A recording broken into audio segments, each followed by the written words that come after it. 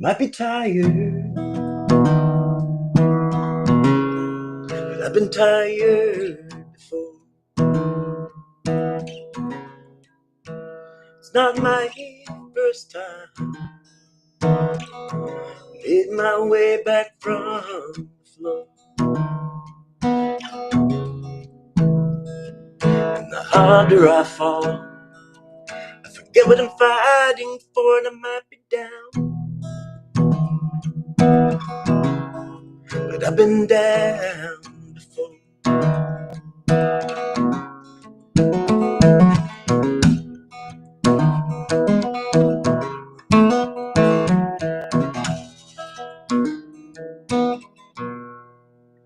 It's gonna be a fight, but I've been a fighter before. It's not my first time in battle, but now I am at war.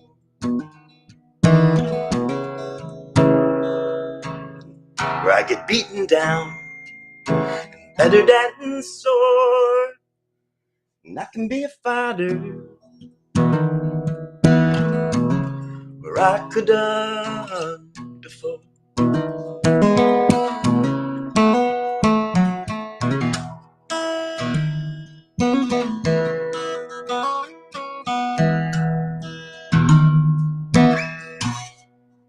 And it might be dark, but I found my way before. Though I can't see no light, my feet recognize this floor. Where it's weathered and worn, it's the path that I look for, and it's a damn hard time. But I was hardened before.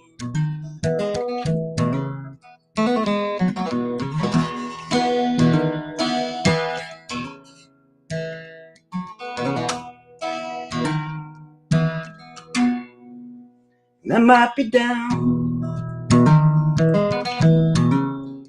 but I've been down before.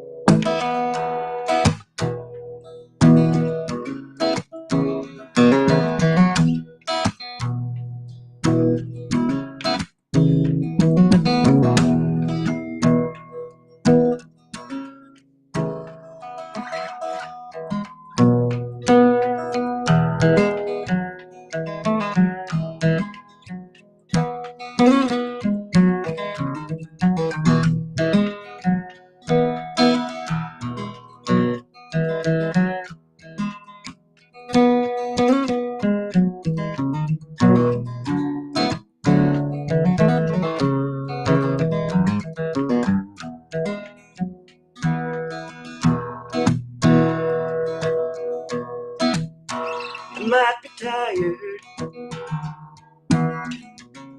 but I've been down before.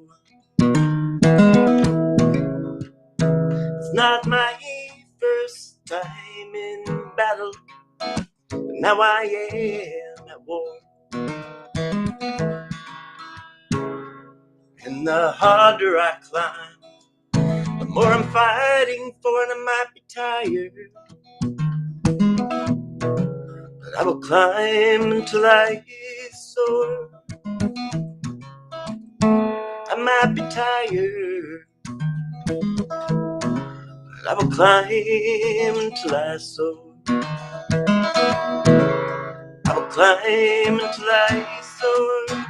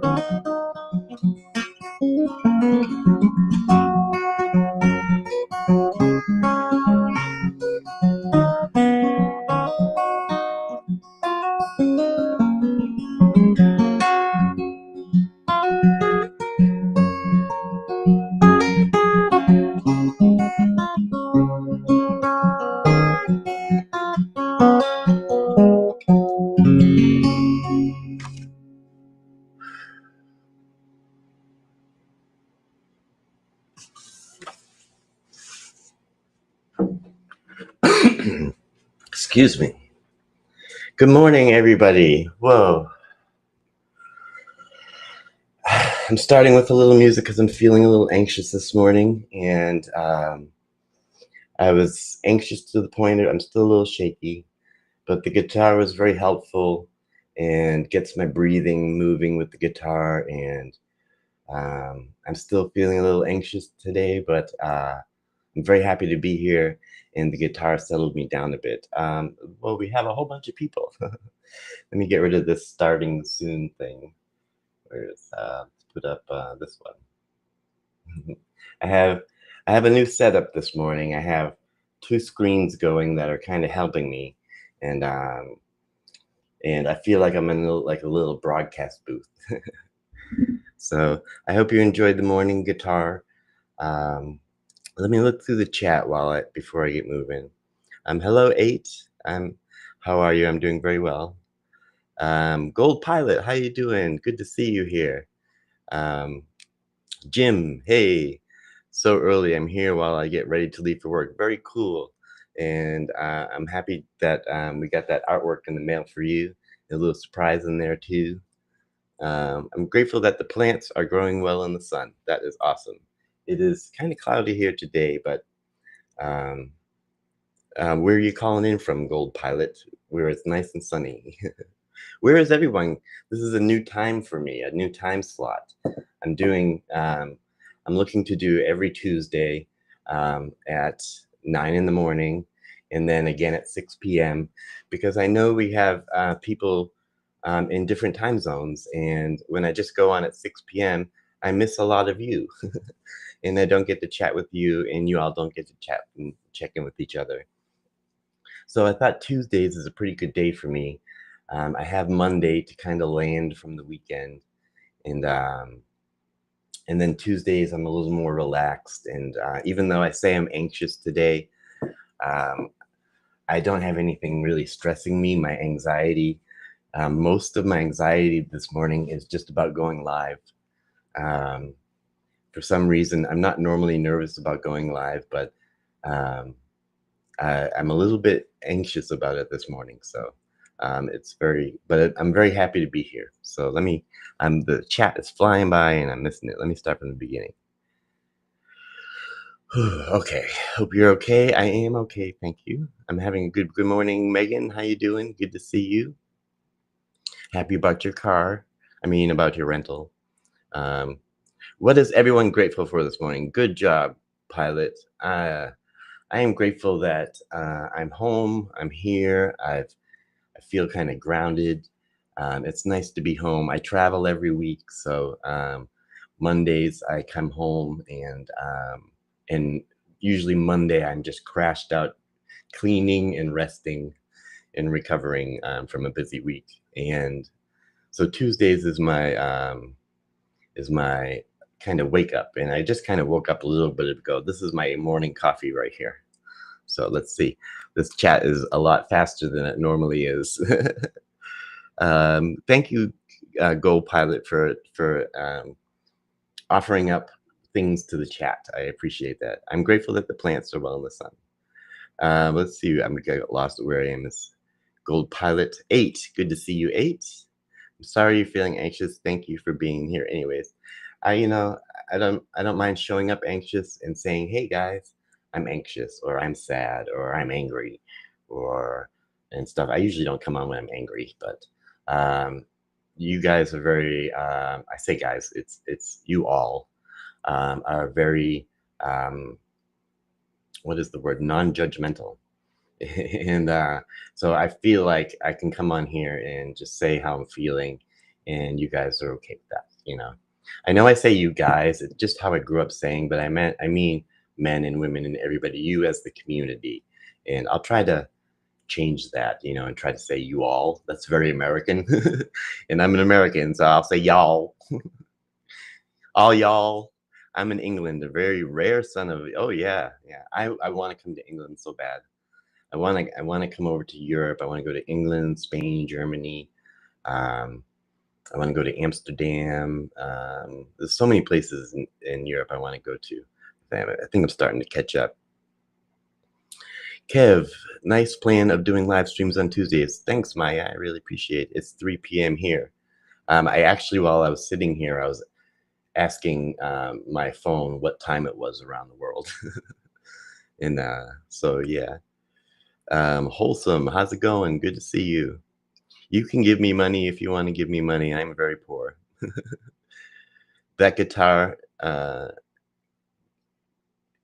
guitar I chihuahuas. I think you mean the guitar intro was fantastic. Okay, thanks so much.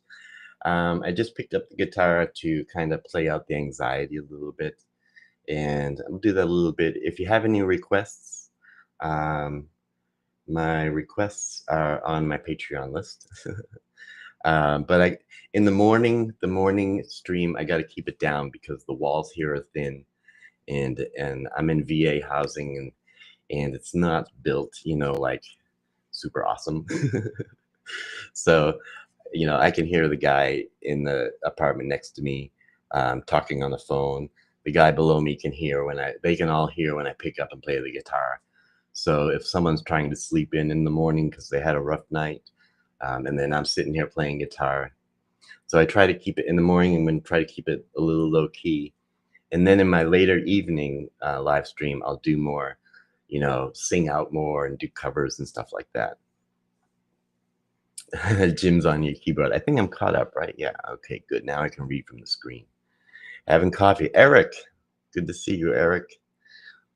Um, nice. I'm just having my morning coffee. Eric, did you notice these? Recently, I got my ears pierced. It was very, I've always wanted to do it. And a lot of people haven't noticed that I got my ears pierced. And then when I pointed out, they said, "Oh, we just thought you always had your ear pierced." So I have some things. I created a list of things to talk about, but I will also take requests and do quiet versions of those songs if you want to. Let's see, I need to scroll. But Europe is amazing. I'm sure you'll make it over here in the future and it'll be great. I used to work with the person um, for the Neurodivergence Gallery, which is a nonprofit based in Germany. And we came out with a book. Do I have the book here? No, I think the book is in my closet, but I'm in the book. So I helped design the book and stuff like that. But it was all based in Germany.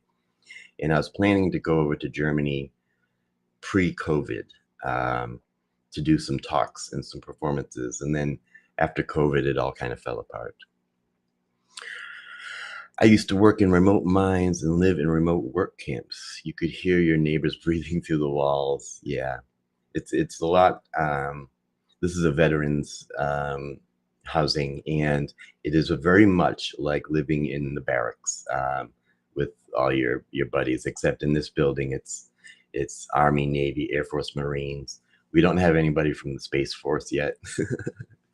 And there is men and women both living here, veterans, and some of them are combat veterans, some of them are not combat veterans. I am not a combat veteran. I've never seen combat, but I was in the infantry for a while.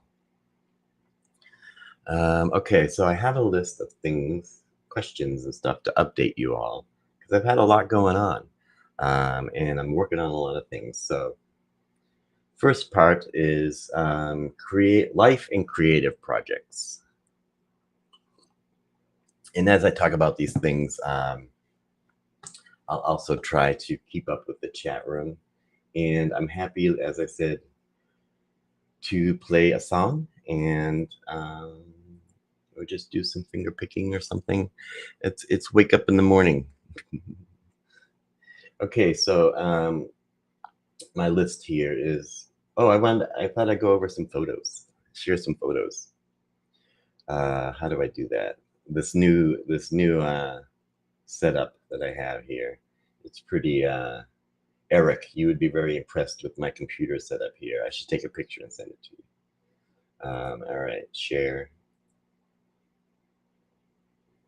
image. Okay, let's see. Oh, so it was recently Father's Day, and this here is a picture of my dad.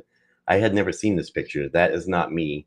That is my oldest brother, who is more than 10 years older than me. So This was taken back in the 70s, but that's my dad. So I thought I'd share that with y'all. I hope you all had a good Father's Day. How do I get rid of it now? Let's see. Okay, maybe I just share another screen. Let's see. Oop, let me see if I can get rid of this other one. There we go. All right, that's me and the cat that I've been cat sitting lately. Her name is Gracie, and when I come over, she comes up and sits on my shoulders, and it's really cute. Okay, I have two computer mouse. All right, remove. Oof, okay. Yeah, on my right hand, I have two. I'm working with two computers, so I have two computer mouses. So on Father's Day, I went out with my son, and not no, the day after Father's Day, because I had something else on Father's Day. So that's my son and I, and we went out to breakfast, and I got this giant, this waffle, which was called the red, white, and blue, and it was delicious. And then let's see what other things I have to share. My son. Oh, here's another picture of my dad. That's really cool.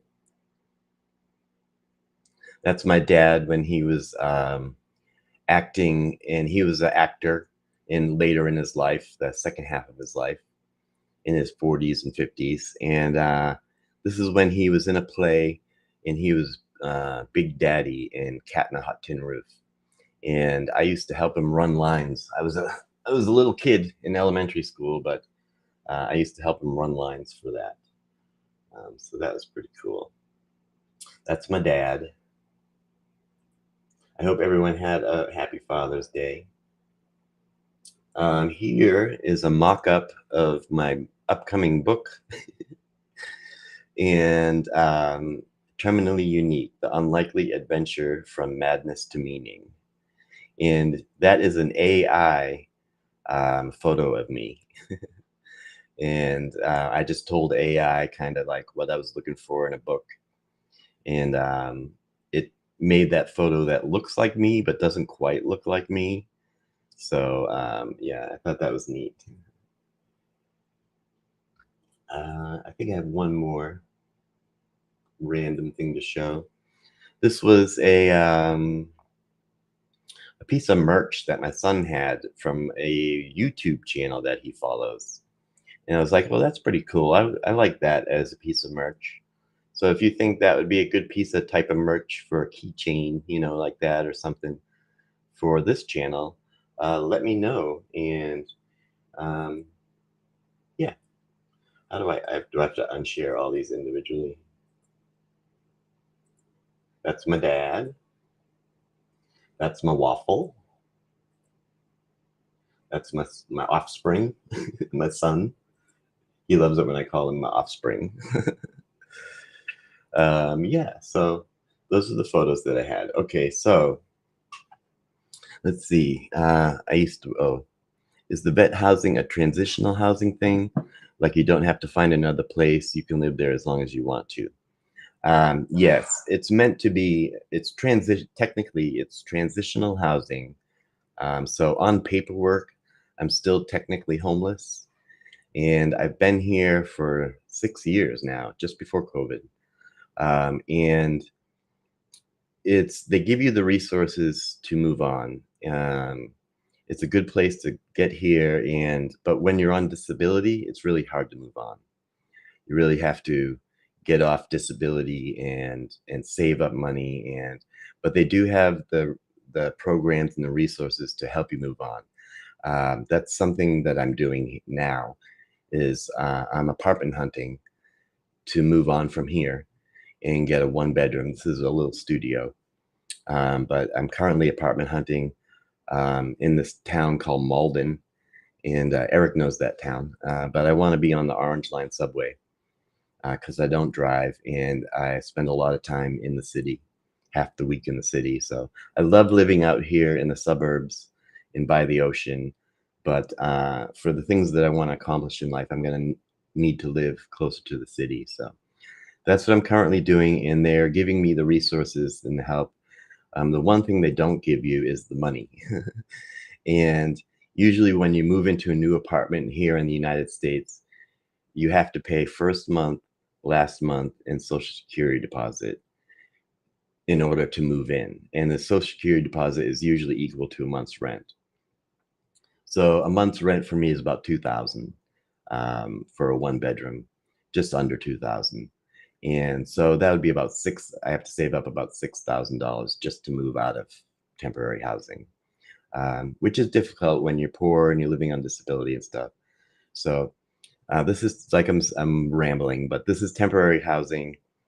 You can stay here as long as you like. And a lot of older veterans, they come here because they're homeless. Everyone comes here after being homeless, and they just stay here until they pass away. And since in the 6 years that I've been here, about 8 people that I've known in this building have passed away.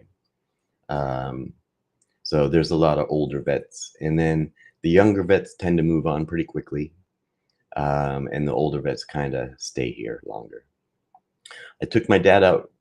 Jim says I took my dad out the day before. Your son looks happy and healthy. He is. He's My son's name is Ty, and his name is Tyler, but we all call him Ty. And he is 26 years old, and he's a professional barber. He's also very good at photography, and he's a wonderful son. He and I have a very unique life. I've had a unique life, and as a result, he has had a unique life, and we are very bonded together. We don't spend a lot of physical time together because he's at an age where he's exploring life, and he's um, hanging out with friends and girlfriends and things like that. And I'm busy, but we text, most days, and we say good morning and hello and check in and stuff. And then we go out for dinner every once in a great while. So he's a wonderful son. I couldn't ask for anything better. um, Nice pictures. Thank you, Maya. That's great. They aren't pressuring you to move on if you aren't ready. Yes, there's zero pressure to move on. And yeah, it's been a good system. The VA, I started using the VA 7 years ago, and because I was homeless, and I didn't know that I could get VA services because I wasn't a combat veteran. I was just in the army, and I didn't go to war, and so I never used my VA benefits. And then I was homeless, and this guy came up, and he was a Navy SEAL combat veteran, and he said, "No, you signed a paper, you signed away your life." To the army, and you deserve these benefits. You shouldn't be homeless. And the thing with being homeless with the VA is you also have to be sober, and that's why you'll see a lot of veterans who are currently homeless because they are having trouble getting sober, or um, cannot get sober on their own, and are battling their addictions. Um, and the VA also helps a lot with that too, with addiction. So the VA has been great since once I started using the VA, and I wasn't using the public system. Massachusetts has public health care. I think it's one of the only states that has public health care. It's called Mass Health for people who don't have health insurance. And so and it's very difficult to work. And then when I got into with the VA, I transitioned all my medical and all my mental health over to the VA. And I have been doing a lot better. I've been getting much better services. And as a result, I've been able to achieve things beyond stability. I think the VA plays a big role in that for me. I hope that someday the US gets free medical health care, and I hope they use the VA as sort of a model for that. So, all right. Ugh. Where was I? I feel like I just feel like I should be playing guitar. I feel like my anxiety has gone down, which is nice. Um, all right, I haven't even gotten to the first thing on my list of things to talk about. I want to say hello to the person who's watching on Twitch. There's one person watching on Twitch, and I just want to give a shout out. I was on Twitch earlier this morning, just watching people play video games. Okay, number one, getting to the first thing on my list, a half hour in. Your upcoming vlog break, why you're taking it, and how rest fuels creativity. So I released a vlog recently, my last vlog, and it was a little over 2 weeks long of vlogging, and I'm very proud of it. I think it came out really well, and I think it'll be helpful and for people, and it was very helpful for me.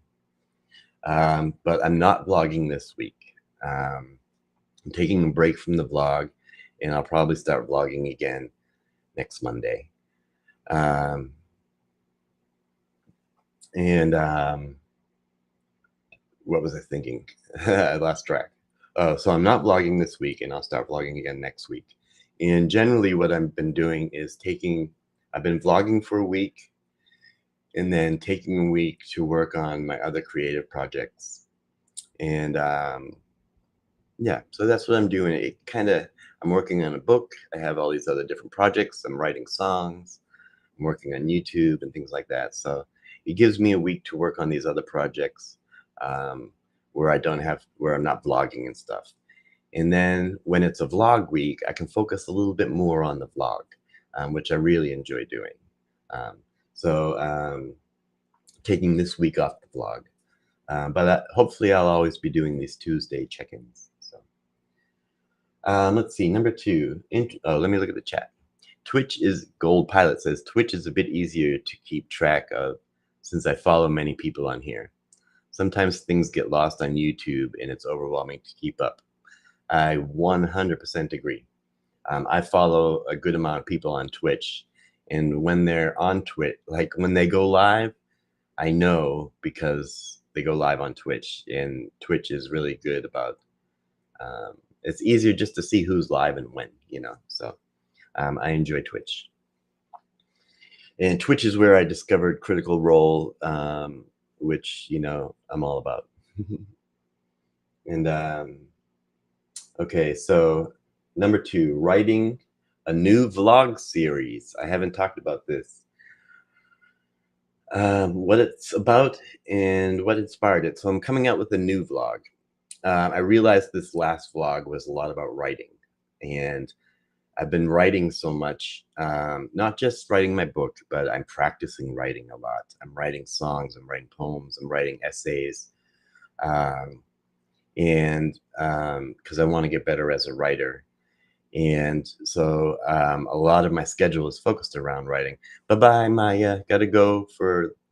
Thanks for your company. And was preparing the vegetable order for tomorrow. Heading for some lunch now. Bye. Good day, everyone. Bye-bye, Maya. Thanks for your support. Love seeing you here. So I don't want my mental health blog to be all about writing.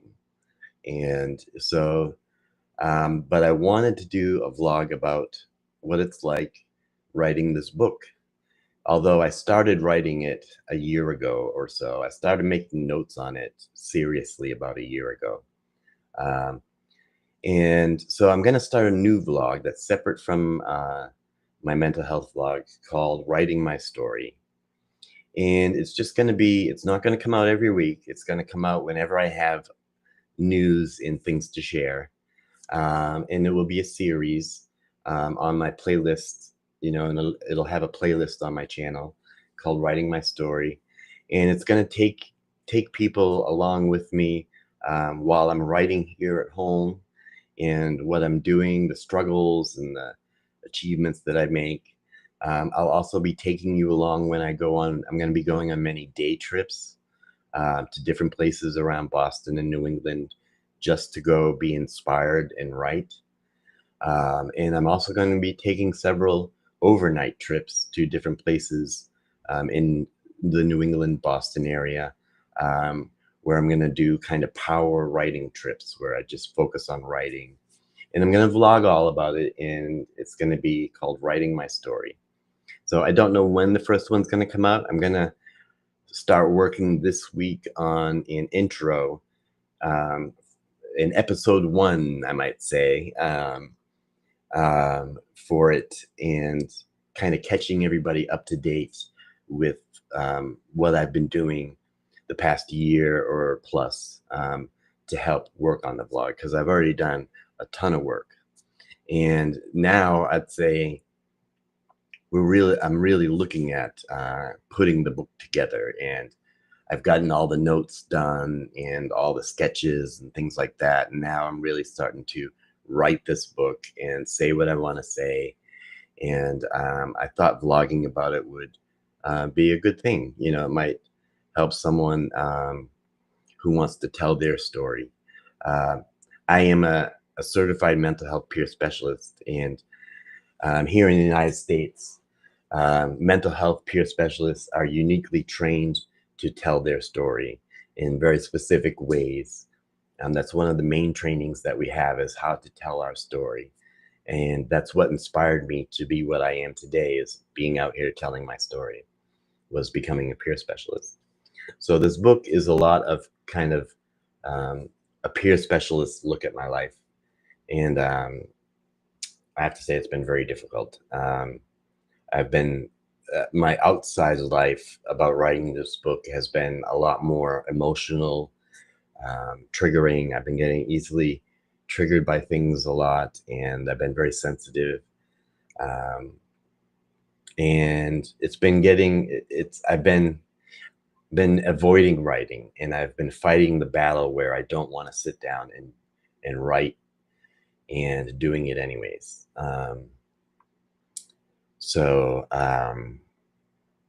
Yeah, okay. So writing my story is a new vlog that will come out, probably within the next month or so. You'll see it pop up on my channel, and I hope you all enjoy it and it's useful. Um, yeah, okay.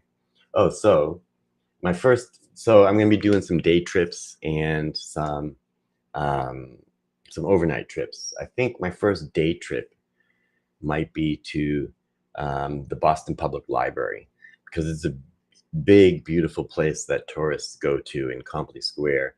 But I've never been inside. My whole life, I grew up here. I've never been inside the Boston Public Library, but I've heard that it's beautiful. And when I was researching places in Boston that are inspiring for writers, and I was thinking cafes and museums and stuff, the number one spot was the Boston Public Library.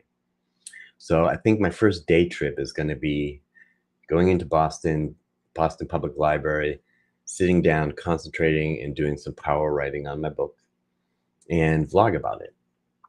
I think my first overnight retreat is going to be to a place called Rockport, and that's in Massachusetts, and it's north of Boston, about, I don't know, 40 miles, and it's a beautiful seaside little town that has lots of cafes and shops.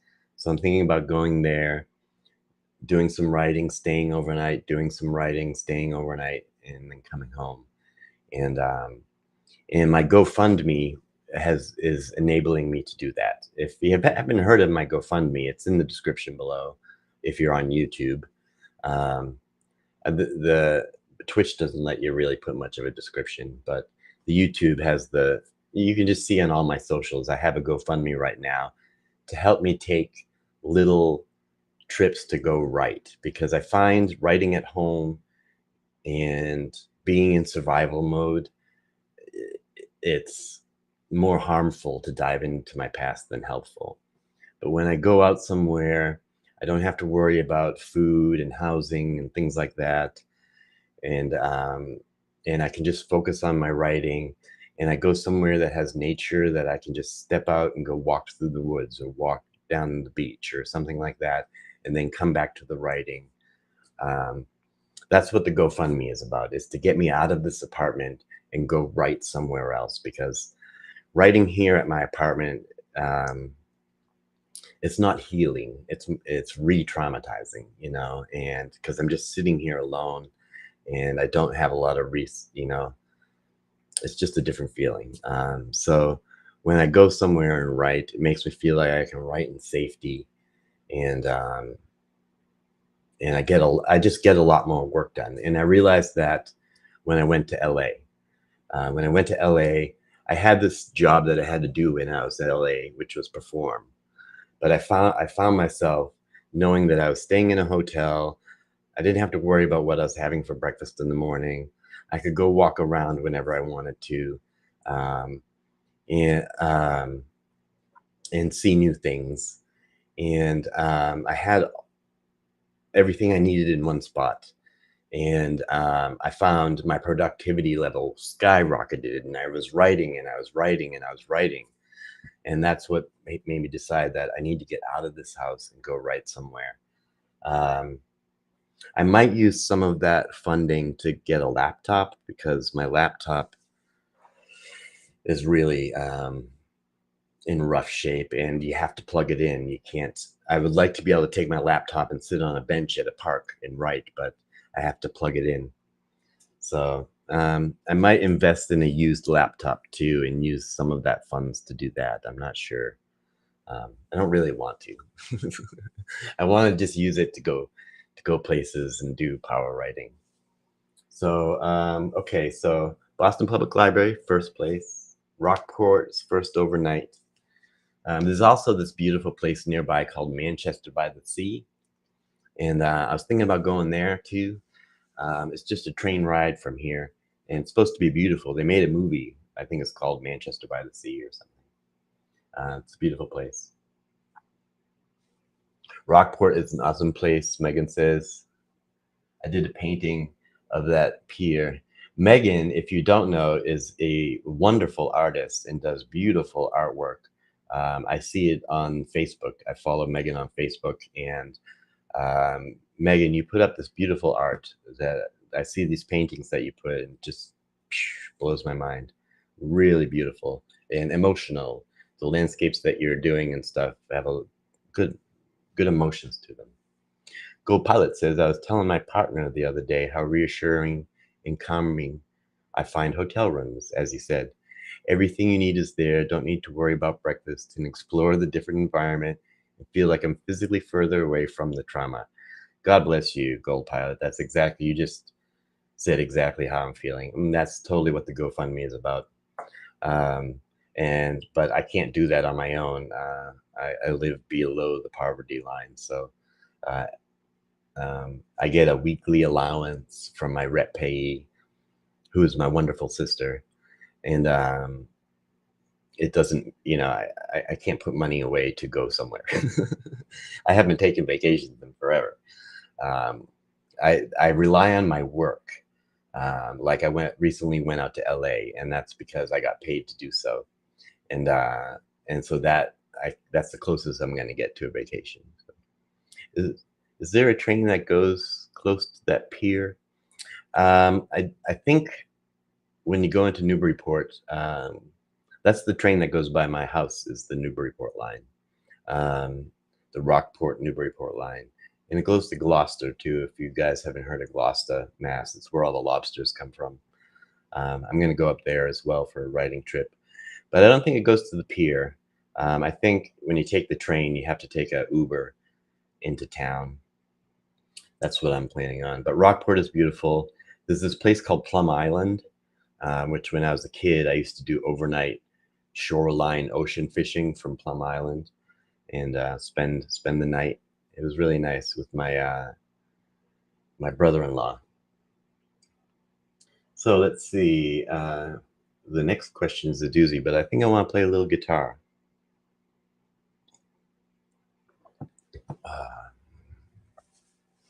I want to play a little guitar, but I only have regular sized guitars. I joke, I kid.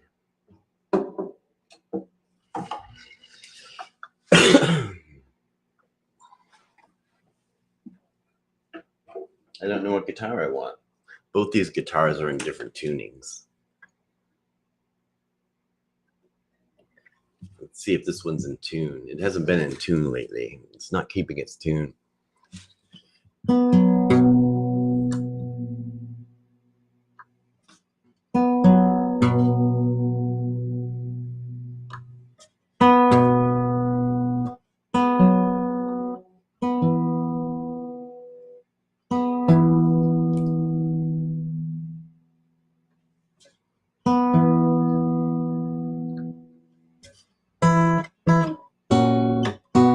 Yeah, this guitar is only in semi-tune. Let's see if we can get a real tuning. All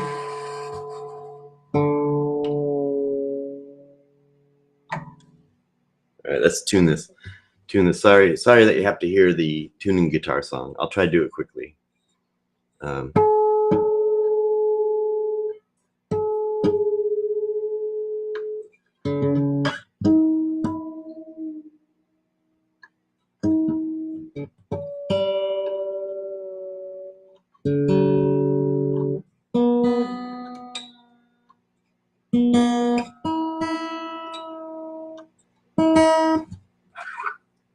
All right, put the capo on, and then you have to retune it.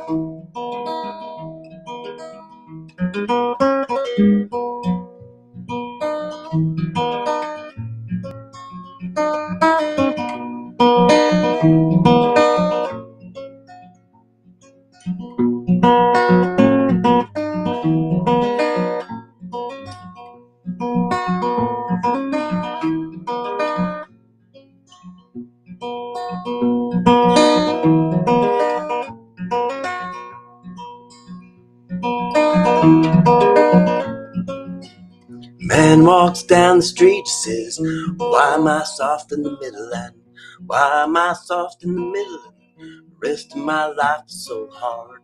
I want a photo opportunity, and I want a shot of redemption. And don't want to end up a cartoon in a cartoon graveyard. Bone diggers and dogs in the moonlight, far away from my willet spear.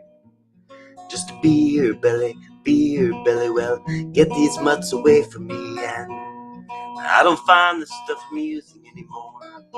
And if you be my bodyguard, I can be your long lost pal. And I can call you Betty, Betty when you call me, you can call me Al.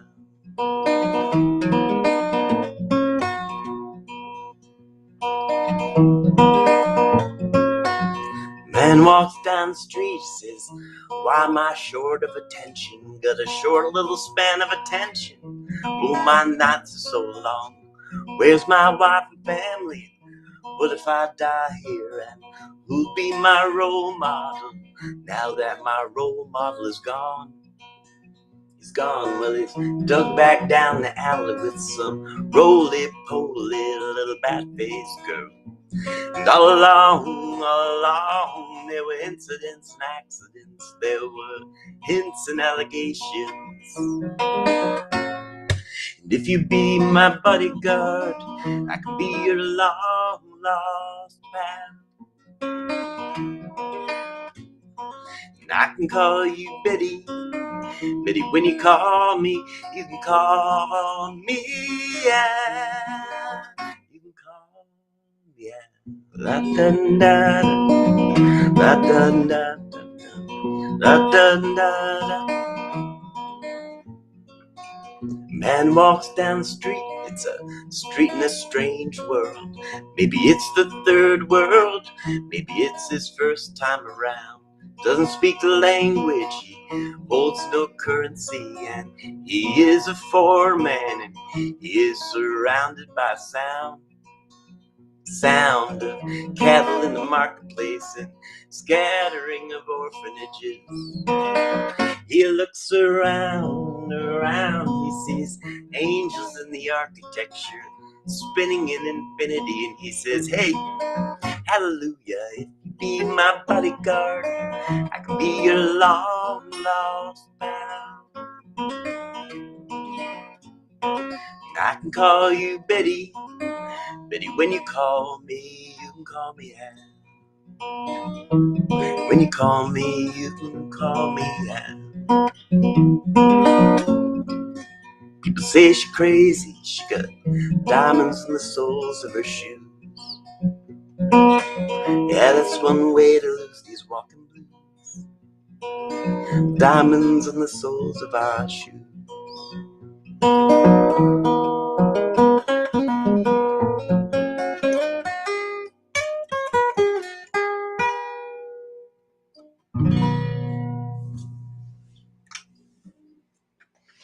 Little Paul Simon.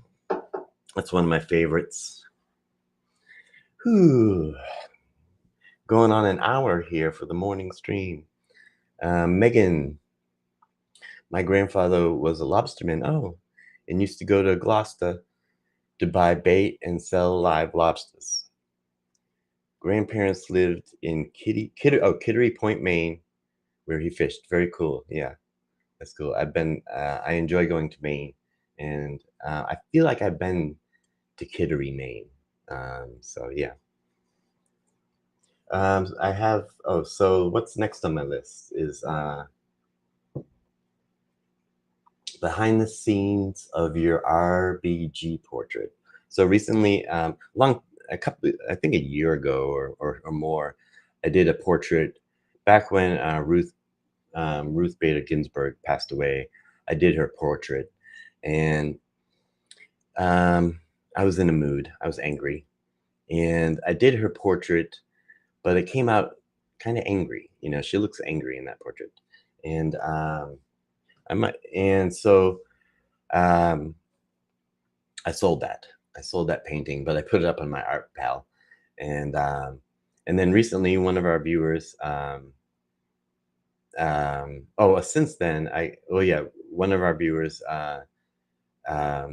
purchased it, and so I was able to redo it and do it again. And I took the original drawing, and what I did was I wanted that same angry, pissed off look for Ruth Bader Ginsburg, and so I had a photo of the original drawing, and I put it up there on the wall, and I made the coloration of the white, black, and gray outlines, and just to get that, and then I kind of had the drawing there on my computer screen so I could kind of look at it, and I just put music on it, and I put on the first layer, which you can see in my vlog, my latest vlog. It shows me with the outlines, putting in the black and gray, and then the next week I went away, did my normal traveling for the week, and then I came back home, and I think last week, and did the next couple steps of it, which was to add in the texture, add in the white, because I don't like blank pages white. I like to add in some gray and then put white over it, and it just adds texture to the drawing. So I finished it and sprayed it down with workable fixative, and I sent it off in the mail. So that was fun. I always love selling my art, and I'm going to be doing a lot more artwork lately. I think I'm going to be investing, maybe even today, in a drafting table. Normally I do my artwork. If you go to my channel and you look under shorts and you kind of scroll back a bit, I have a lot of artwork, and I do it on my wall because I don't have a drafting table, and I like to do kind of vertical I prefer a little lean, but I like to stand up and move around. And so I'm ordering this drafting table, which I've always wanted, and it's only like $200. So I've been kind of I was gonna get it 2 weeks ago, but I thought it might be impulse buy, and so I've been waiting to buy it to know that, it's not an impulse. I'm not impulse buying this drafting table. And I think, when I have a piece of art where I'm working on a table, I can point the camera at it, I can go live and do live artwork and stuff like that, and I think that'll be fun. So it's kind of an investment. Talk about how your art ritual focuses. Okay, my art ritual is, once I get everything set up before I start doing the art, I make a pot of coffee, and then I usually have another drink like a Coke or some sort of juice or something other than coffee. It might be chocolate milk or lemonade. Or usually it's soda, but I like Coke or cream soda. I really like, and so I have that, and then I have my vape ready, and I usually have some flower, some cannabis, and my bong there. And then I turn on music. I have a Spotify playlist that has really upbeat music that kind of gets my energy going. And because I like to have a lot of energy when I draw, because it's a very physical thing for me. I'm moving my body around, and I use both my hands, and I draw with my left, and the left gets tired, so I draw with my right. And the right gets tired, I switch back. So it's like a dance when I'm doing art. And so I get the music going early, and then I do my setup, and I like to just have stuff to drink and um, often smoke as well. um, just Jojo got diagnosed yesterday with psychosis. Started medication for it today. Feeling very tired and kind of motion sick. So I am in the sofa watching you live. Helps me focus on something else. Well, welcome, Jojo. Um, you're welcome here. I take an antipsychotic as well. Um, I used to take a lot of mood stabilizers as well. I took about, can't even think. I took 2 mood stabilizers and some antidepressant pills and stuff, um, and since then I've been able to slowly over the years decrease my medications and use my coping skills. Uh, to get through my and to manage the ever flowing tide of my mood because I have bipolar. And but I did find that for my psychosis, my coping skills don't always work for me, and that I still take an antipsychotic, um, and it's been very helpful for me. Um, I started out getting side effects and things like that, and being very tired. But after a while, I've been on this antipsychotic now for I don't know about 15 years, and it has. I feel very free on it, like I'm me, and I don't feel like a zombie. I don't feel like I'm medicated. Um, And I think I did at first, and I think, but now I feel like I don't feel as medicated as I used to be. I still do take. If you watch my vlog, I take out 6 different medications, but 5 of those are for my heart because I've had heart attacks. Um, I've had three heart attacks, and I have 3 stents put in my heart. Um, so yeah, that's a bummer. I just bummed myself out. Not really. I'm just kidding. Um, it says checking in on your ARFID. I have this disorder called ARFID, which is avoidant restricted food intake disorder. And it wasn't long ago I hit bottom, and I was back to just having one ensure a day. Um, and the past year, since the start of the year, I've been really working hard um, on getting my hunger cues back, and I did that, and that is very difficult when you get your hunger cues back, because you still don't want to eat. I'd be very, very starving hungry, but the last thing that I really ever want to do is eat, because the thought of eating is just overwhelmingly anxiety provoking. And um, how am I doing now? I'm doing very well. I'm doing almost um, better than I can remember. Um, I A lot of my ARFID is I because of money. I originally developed ARFID because I couldn't afford food and was homeless and things like that, um, and living kind of in survival mode day to day. Lately, I'd have to say, for the first time in my life, my friend pointed out to me that I'm starting to move out of survival mode. And some of that has to do, and my outfit is getting better because of it. And a lot of it has to do with, uh, I've recently made a little money. And um, I've had food to eat. And, I went out to LA and I got paid to do that and go perform. And so when I came home, I had money to stock my kitchen and get food to eat. So I've been having breakfast, lunch, and dinner. And and I remember telling therapists a lot of the reason I have ARFID is just because I'm poor.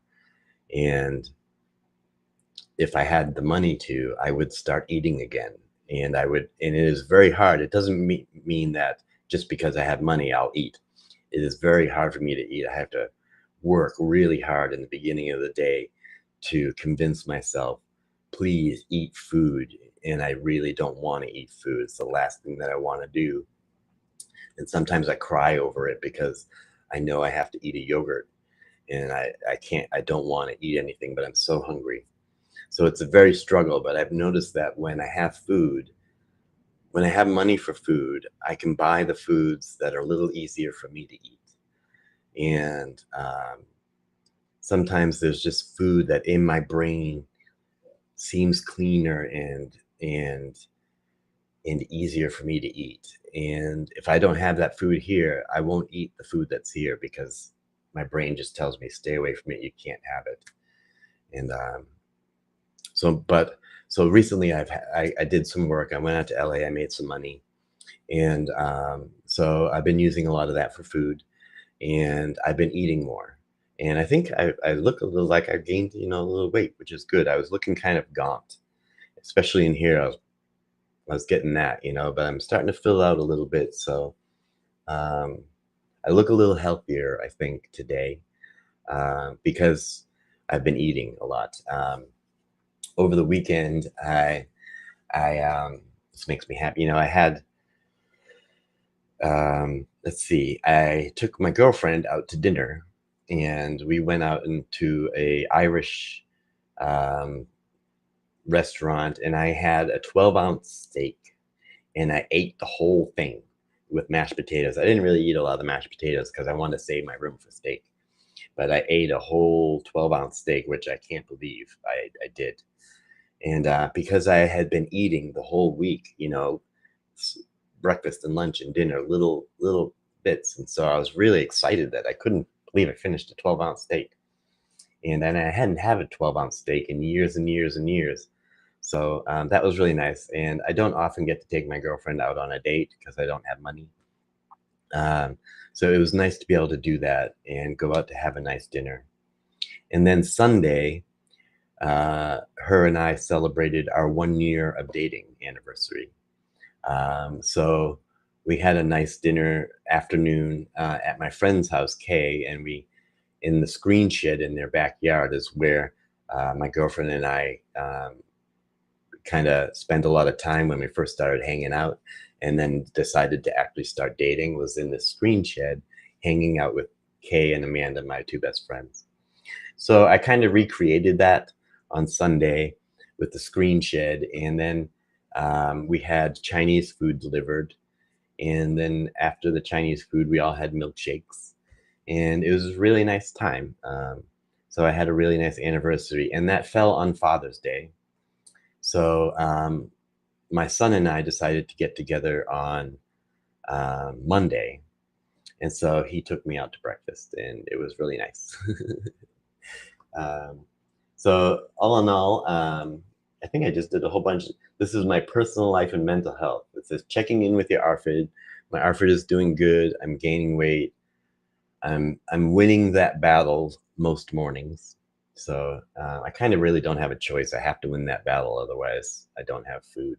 I don't eat. I mean, and if I don't eat, I don't have energy to do anything. And I gave you an update on my girlfriend 1 year anniversary and how we support each other. Um, my girlfriend is very knowledgeable, educated in my diagnosis, and can also empathize as well as sympathize, and is a peer in many respects. So she knows what I'm going through, and I kind of know what she's going through, and we can be very patient and supportive with each other. And we communicate in a very trauma informed way. My girlfriend is a very good listener, and that's kind of how we support each other. Is we be there, we listen, we give feedback, and we're honest with each other. We don't judge each other's actions, and we believe in things like harm reduction and using proper language that is more positive. So we get along really well. um, Talks about it says, let's talk about Kay's role in my life, my best friend, inspiration, and co-supporter. Well, I think I have a text here from Kay. Let me see what Kay said. Kay is at work right now. I'll show you our texts. I'm going live and woo, way to go. That's Kay. Um, Kay is a huge support of me. And when I say Kay, I should also say it's Kay and their wife, Amanda. They are a couple that I call K-Manda. And Amanda is more, likes to stay off camera and be more anonymous. And that's her personal choice. But Kay is very open to being on camera and being a part of the community and being out there. So I don't mind talking about. But they are a wonderful couple, Kay and Amanda, and they have been there for me through thick and thin. Um, I lived on their couch for 6 months while I was homeless. When I was living in a shelter, my 100-pound dog lived with them for 9 months. Um, and it's very reciprocal. They help me a lot and I help them a lot. And we support each other. They are a big part of my inner circle. Um, and I think Kay is like a brother to me. They identify as they, but we've kind of always had like a sibling type relationship. We give each other a hard time in a comedic fashion. Pia, good to see ya. Hey. And Gold Pilot says, that's lovely. Happy anniversary to yourself and your girlie. Would love to hear more about how you communicate in trauma informed ways with your girlfriend. I'm always trying to be conscious and communicate better. Some very key things that we do is we never say you need to, and we never tell the person what to do. Because if someone tells me what to do, I'm gonna say fuck you and do the opposite, even if it's what's good for me. There's something inside me that rebels against being told what to do. So rather than tell my girlfriend she needs to journal, she's having a hard time, I wouldn't say, you know what you need to do? You need to go sit down by yourself and journal, and that'll do you some good. That is not a good thing to say.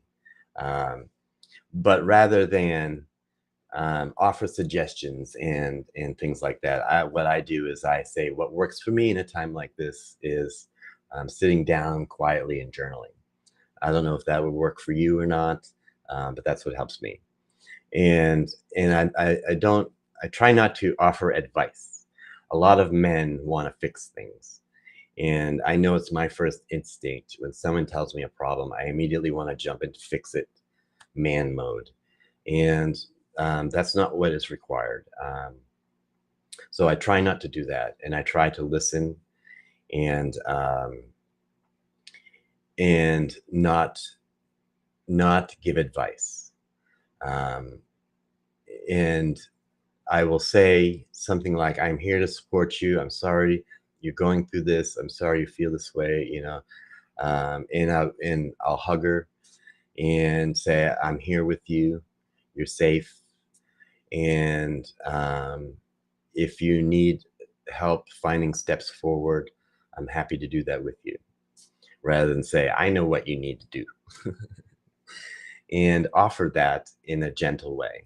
And if you want help, finding steps forward, I'm here to help you. If now's not the time, whenever the time is for you, and try to be the person that you want being towards you. And that's what I try to do. And my girlfriend she's a little better at it than I am. So I am constantly learning from her better ways to communicate. So we're going on an hour and 15 minutes. Let's see. What do I have next on the list?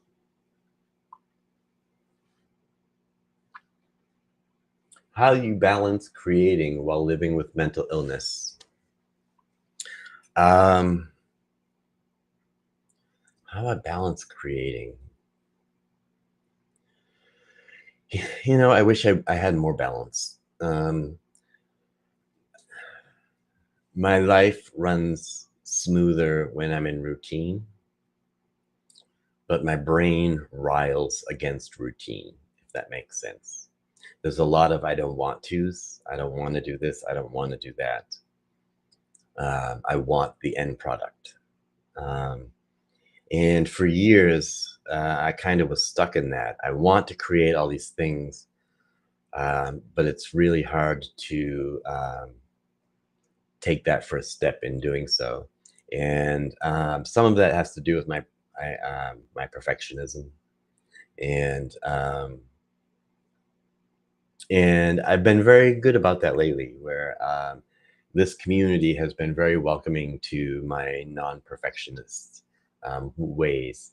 I've been enjoying on Patreon releasing MP3 files that are kind of unfinished work, and just to let you know what my scratch tracks look like and my rough drafts. And I enjoy sharing those rough takes with you all, and because I've been better, like I kind of welcome my mistakes a little more, and the pressure in creating has gone down a lot. So now I'm creating a lot more. I don't know if I answered that question. um, this question says, what I've learned from my audience. I haven't read any of these questions beforehand. I recently got this thing, which I had never thought of before, but on my Patreon, it does these entry surveys, which I didn't really even know they did. But I got it, and it asks people why they're joining my Patreon. And I got one sent to me that someone recently replied, and it said because they want to connect with other fans. And then I was like, oh, that's interesting. And then I'm like, fans of what? And then I'm like, fans of me. That's weird to think, that there's a community. And so I was thinking that's wonderful that this person is joining the Patreon because they want to connect more with these people who are connecting this way. I don't really know how to describe it, because I don't know. I guess I don't know. My brain is going blank. But that's what it did to me when I kind of realized today, oh, there's a community and people want to join it, and it's based upon the things that I'm doing. And I heard that today, and I don't think it has really hit me yet, that there is a community based on the things that I'm doing, and that um, is incredible to me. And I almost want to write that down and put it on my wall, because I often doubt why I'm doing things. And that's like a big smack in the face. Hello, there's a community of people who are following things you're doing. So yeah, stop beating yourself up. The things you're doing are important. Um, so that makes me feel really makes me feel very validated um, in the stuff that I'm trying to do, and it really motivates me to do more. So I really appreciate it. Um, I think I'm gonna do another song, but I don't know what song to do.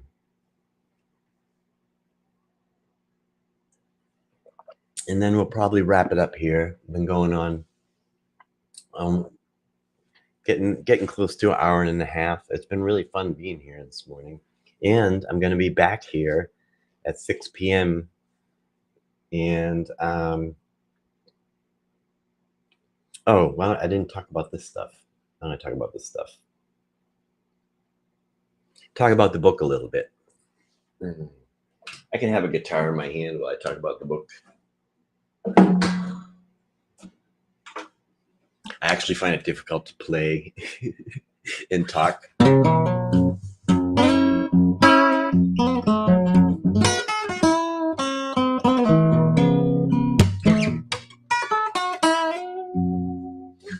So the book, Gerard, good to see you. Thanks for jumping in. So talk about the book a bit. Where I'm at in the writing process. Well, I'm at the point I'm taking I have all my notes for my whole life, from pre-K, pre-kindergarten, toddler memories, all the way up until moving into this apartment, and pretty much just this past year, when the other year, I think I finished where Okami passed a year and a half ago or so. So I'm taking all these notes, and I'm writing them into essays. And right now I'm up at 7th grade. And 7th grade was interesting because I failed 7th grade. I failed summer school. I stayed back. I failed 7th grade again. And I failed summer school again. And when I say I failed, I mean I got straight F's for 2 years in a row, because I was going through a lot mentally. And it's also when I went into my very first locked psychiatric unit. I was about 13 in 7th grade. So I went through the whole adolescent psychiatric hospitals and group homes, and then suicide attempt. And that's what I'm writing about now. And I have to bring myself back there when I write about it. It's very difficult. Thus, I mention again the GoFundMe. Let's see, using your book of many things to organize it all. Where is my book of many things? I can show you. I'm gonna go get more coffee and grab my book of many things. It should take me about 60 seconds.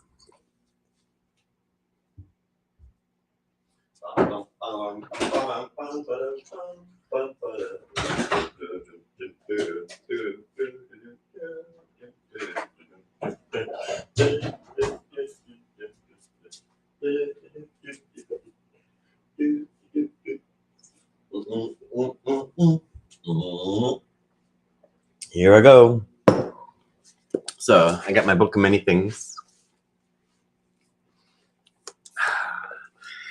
And what I could show you is, let's see.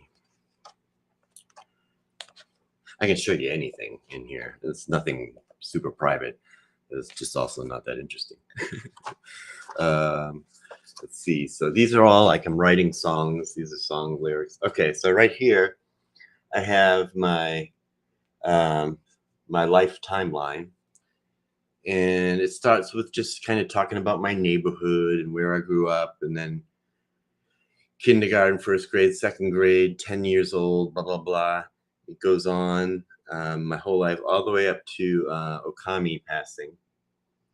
And so each of these becomes little, not little, like 12-page essays.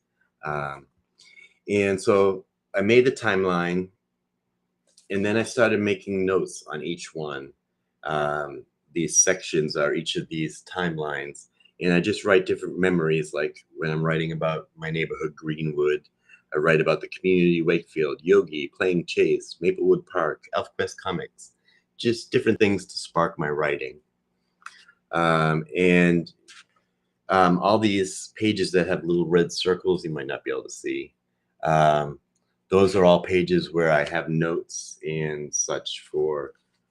This is all notes for my timeline. This is a little map right here of the psychiatric unit K when I was 13. So these are all notes on my book with a little drawing, semicolon drawing. So yeah, and then I have this is my to-do list. It's a pretty big one, but a lot of it has to do with the book. So okay, so I showed that. Where was I? Oh, so that's how I'm using my book of many things to organize it all. What it feels like to write about hard memories in small pieces. I'm a very visual thinker, and so I don't know whether you call it your mind's eye, but I have a very strong mind's eye. Um, it's very easy for me to picture an apple in my hand and actually see it there and change it from red to gold and then turn it into a dragon breathing fire, and then jumping over to this hand and I can see the dragon turn into a snake that goes up my arm. And it's very easy for me to visualize these things. So when I'm writing and I'm thinking about first grade, let's say, it's a very visual experience for me. And so in my writing, I'm trying to convey what I'm seeing. I can visualize myself sitting at my desk in first grade and seeing the teacher there and seeing the big paddle that she had for spanking butts um, displayed prominently on the chalkboard, and being really worried about getting my butt spanked, and I could see it all. So in my writing, I try to create that visual and use as many descriptive words as I can. And that's why I'm practicing writing. I get up and I just practice writing. I journal, I songwrite, I write about anything just to get. The more I write, I figure the more I play guitar, the better I become at playing guitar. The more I draw and paint, the better I become at art. So the more I write and use words, the better I'll be at it. And something I would like to pick up as well is I haven't been reading as much as I used to. And in my brain, I have trouble sitting and just focusing on writing a book. I mean, reading a book. But I would like to try to do that this summer, as I was thinking about taking this book that I bought up to the beach and just doing some reading and just enjoy reading again, because I used to really enjoy it. And I know that when I'm reading, it's helping my writing. So let's see how the GoFundMe is helping you keep momentum. Thanks, supporters. I can't thank the supporters enough. It's made it completely possible. My GoFundMe is, I was very shy about doing a GoFundMe because I don't like asking for things and stuff like that. But I was just kind of convinced that this was the only way it was, if it was going to happen, to be able to go write somewhere in safety. If it was going to happen, it was going to happen go through GoFundMe. And I didn't know where to put the goal or anything. But I really didn't think it was going to do much. And I was really surprised at how many supporters, um, gave little amounts, medium amounts, big amounts, and um, it really was overwhelming. And so I'm trying to put those funds to good use and get this writing done and do the writing my story blog and stuff like that. So the last question I have on here is why you're going live twice on Tuesdays. Um, I really enjoy going live and connecting with you all, and I also enjoy creating a space where you all can connect with each other um, through the chat and stuff like that. Hey, that rhymed. And but it's been hard for me to be consistent, and just when I'm trying to create a routine, I look back and try to be very perceptive as to where openings might be for me to change my routine. And I've just noticed that Tuesdays, I'm often here and available to go live, both in the morning and in the evening. And I've also noticed that our audience, um, that would help our audience. Like, not everyone in our audience can get to my 6 p.m. live streams because they're in Europe and different time zone. And I thought, I'm usually here Tuesday morning having my coffee and comedy. So why don't I go live for that audience? And then later on, I'll go live for the American or whoever is better at 6 p.m. We'll see who's there tonight. So I thought that would be it's very weird to think that there's a global reach. I would love to go back in time to 1987 to tell Kev, who's just trying to play guitar, someday you're going to be playing for people all around the world. You're going to wake up in the morning and play for play for people all around the world. So it's pretty neat the way that kind of works out. So, okay, I'm gonna play a little guitar and then we'll finish up here. We got a good question. Good. Never mind. Pia says, how do you write songs? Do you first write the lyrics and later add the melody, or do you do it kind of at the same time?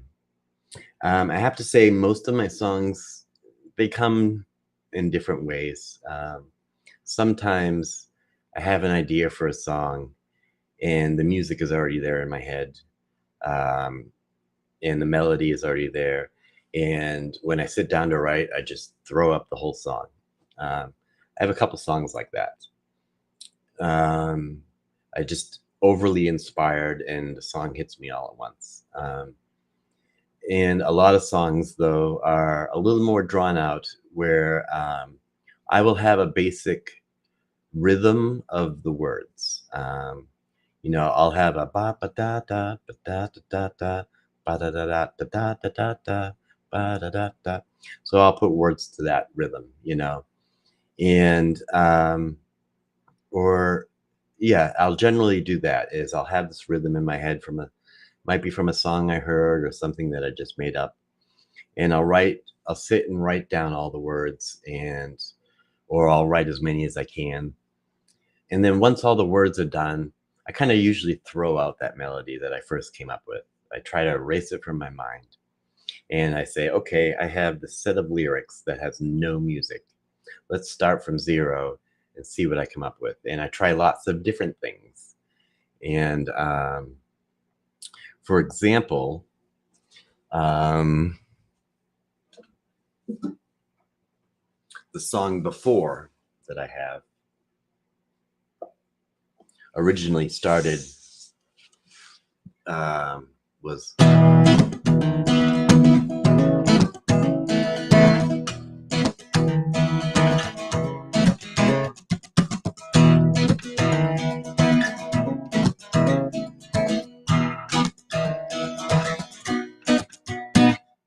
that's what I wrote.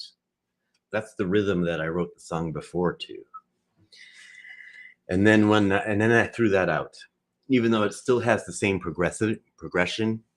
And then I was just sitting in a barn, in Vermont, and it was raining, and I was in this barn, and I had the guitar, and I was playing that progression.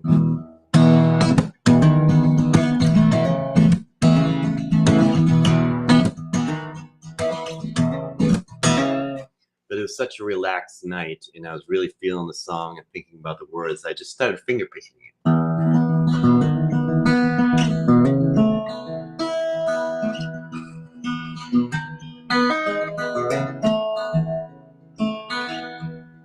I just sat there in the rain, playing the chords over.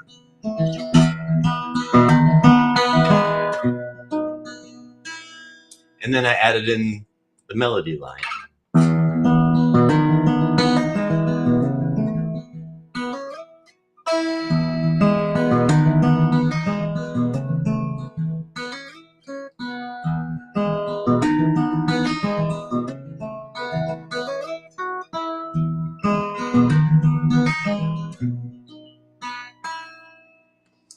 And that's how it developed. Oftentimes I will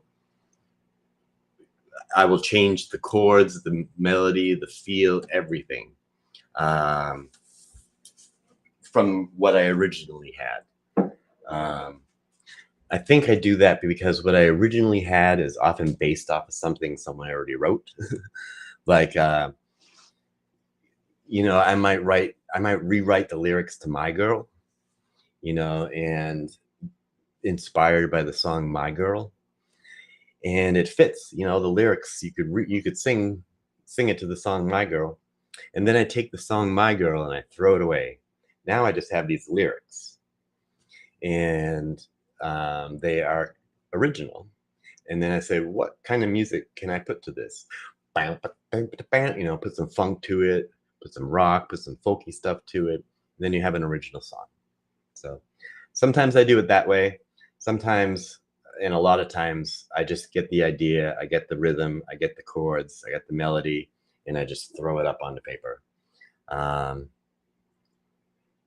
Those are less satisfying to me. The ones that I have to work hard at and rewrite are the ones that I really kind of get proud of. Songs that took a lot of rewriting were my song Downtown Crossing. That was really meticulously planned, how I wanted each verse, what I wanted each verse to talk about.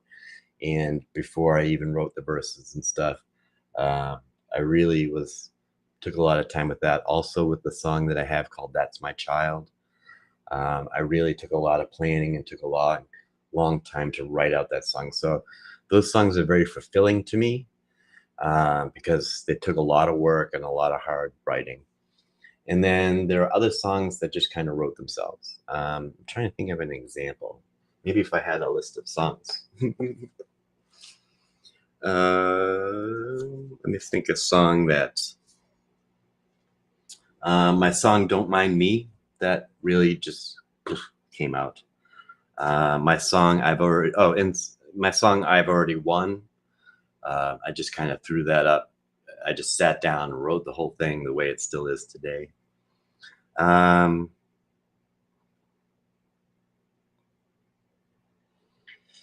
song For Whom I Am to Play, I actually, that was a free writing exercise. I did have a rhythm in my head, but then I wrote about 15 verses to that song. And and I still have it. I wonder if it's here. I think I still have all the lyrics to those verses somewhere. And then I had to cut it down. And what I did was I cherry picked all the best lines from all the pages of lines that I wrote, and I put them all together in story format so it made sense. So all in all, I'd say that every song has been a very different process, and I'm working on 6 songs right now. And the next song that I'm going to record, hopefully start this week recording, is called That's My Dog. No, I Miss My Dog.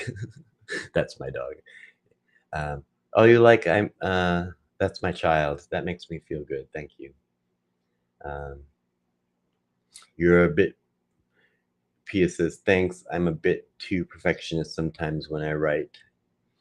Yeah, I have that. I have a very strong inner critic, you know, and I try to um, tell myself that that's who it is. Be aware that it's your inner critic and it's not real, you know. So I was trying to think about a song to end with, but I don't know what. I don't know. Oh, I already did a song.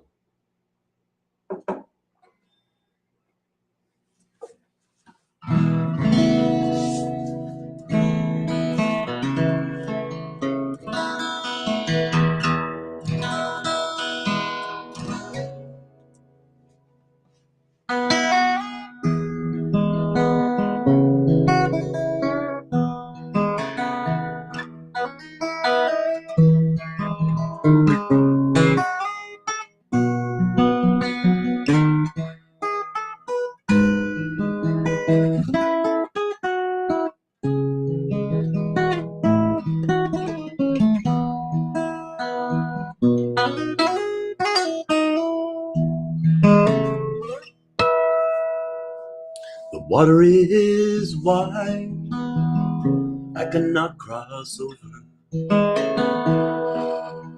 Neither have I wings to fly. Build me a boat that can carry two, and both shall row, my love and I.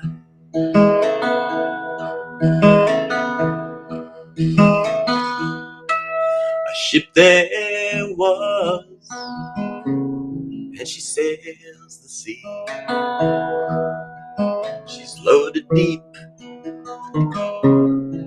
as deep can be, but not so deep as the love I'm in. I know not how I sink or swim.